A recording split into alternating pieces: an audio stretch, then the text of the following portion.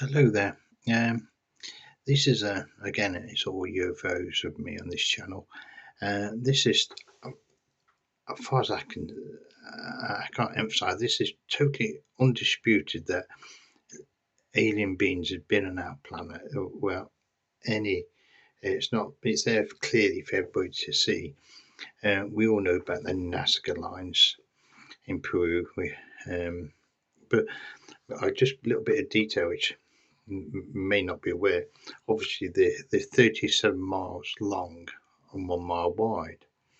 Uh, that's quite knowledgeable. But what they don't really tell you about is that the lines wasn't just randomly shoveled out.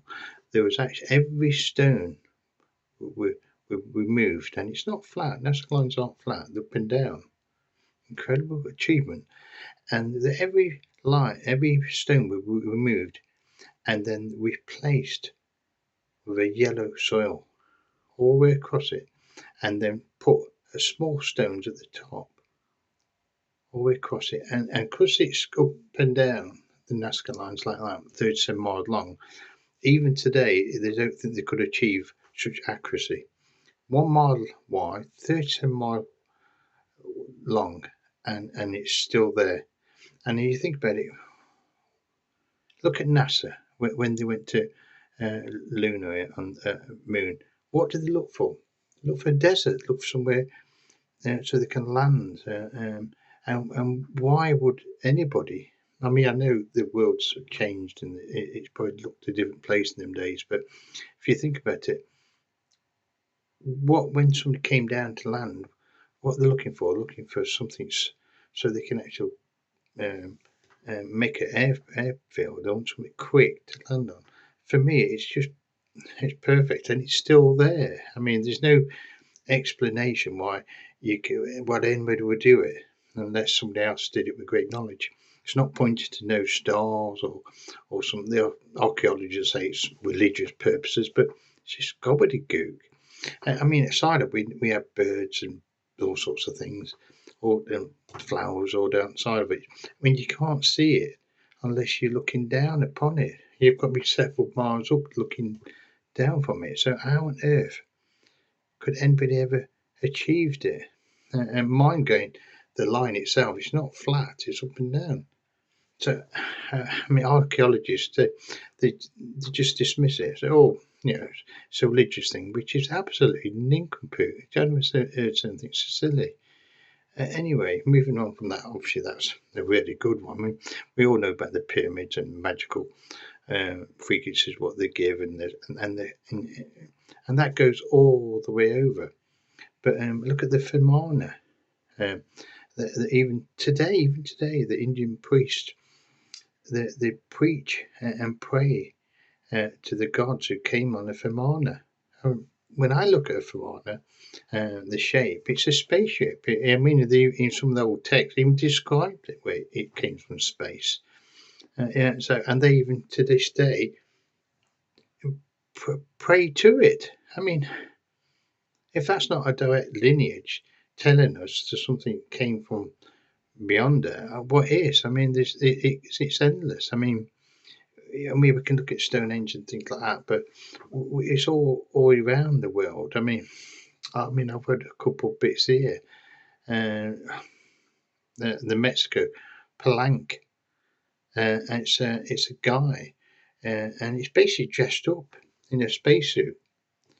You know, you just can't make these things up. There's another one. I just tell you this one. I love this one. I have to read it because I can't even remember to say it. Tosilia Niger. Now, if I'm saying this wrong, I apologise because I've probably said it wrong. I know it's in China, Algeria, Morocco, and it's in caves. Well, this is incredible. You can go online to see it. It's still there, and it's beautiful paintings, and it shows the huntsmen of the time, and it shows you the day-to-day living, all accurately painted. So we have no reason to assume or to think why anything else would. All the paintings won't be accurate because on it they're all accurate, but then they just shows you as a little spaceman, or dressed in a suit with a helmet and antenna. Well, if all the other paintings are accurate on the wall, why can't that be? Bizarre. It really is bizarre. I mean, out of Mongolia, really out of Mongolia, strange markings, really peculiar markings. But the same markings you can find in Nevada desert, USA. You can go online and look at it. It's really is exactly the same. And there's so much coming out, and it's been going out for 60 years. It's a lot better now on YouTube. I mean, there's all sorts out there, and you can look at it up. But I thought I'd mention these because they're quite popular and you can easily find them.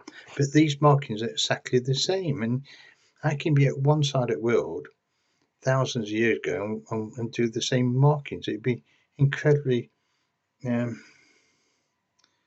I just can't imagine how they got there. I mean, it didn't walk. I mean, and so how did they get there? I mean, and it's not just the Indian priests. Look at the ancient Hebrews. I mean, Ezekiel, he describes a cloud and coming down, and if you just think of it, how he describes, it's a spaceship. I mean, I just find it incredible. There's more going on, and there's literally we don't need to think of Roswell incident and all these other UFO incidents in Brazil, Mexico, and some fantastic one lately. I think it was Hollywood area, and I believe that one. It was, I really do. But there's such a lot. Ancient times where it's clearly still there. It's there for us all to see. But what gets me, they just dismiss it, and that's what. It just seems silly. And so they're there. Like I say, why would somebody in ancient time do the paintings so accurate and then do another painting what clearly looks like a spaceman? Again, because I say if you think about it, when NASA went to look for something to land, it was in a desert. I mean, these places what I'm talking about would be better even them thousands of years ago. There's not a place where you want to live. Gobi Desert is not an ideal place to bring a family up. Yet they're there. These ancient paintings are there, and you think, why? So they're entirely from 12,000 miles to related to somewhere else. You think, no, it's just no. It's I've just wrote that one there. So looking at that one there, I can't say it. I know who it is, but I forget. Chariots of Fire, which is we all know that one. Elijah. I can't remember how to say these things, but yeah, it's another one. There's so many in there. It blows your mind how many there is.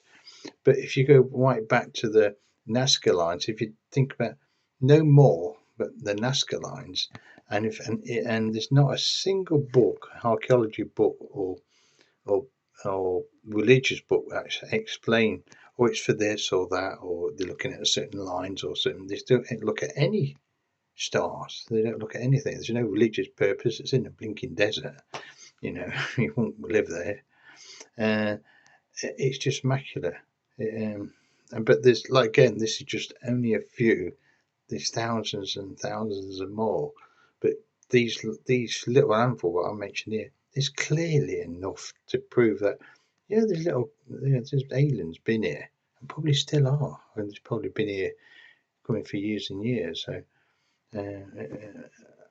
but I like to see someone try to dismiss what I've been saying because it's impossible. To be honest, I wish they take the paintings more serious. It's like the ancient paintings, not so ancient to these, but say the 14th and 15th century old paintings, and you see the little spaceships and the lines, beams, and things everywhere. And there's hundreds of those as well. So it's literally endless, isn't it? But if you get a chance, have a look at the K. I just mentioned, try and spell this because I forget. Tosili in Niger, between Morocco and Algeria. I'm probably saying it all wrong, but they're there. You can Google it and you'll find it. Not very popular. I mean, I don't think they are. Probably are. I don't know. But but yeah, brilliant. But but again, I'm going to go back to like a broken record. The Nazca lines aren't flat; they are up and down, and there's no way can you draw a line up and down. There's not a way in the world. Technology today be dumbfounded to do it. It'd be very hard, you know. So how do they do it? But anyway, if you've got any comments, please let me know. If you get a chance to like or dislike, entirely up to you. Please do so. But if you've got any ideas how they may have built any of these, it'd be brilliant to hear, because I have no ideas. Not one little bit. Anyway, God bless. Thank you for listening.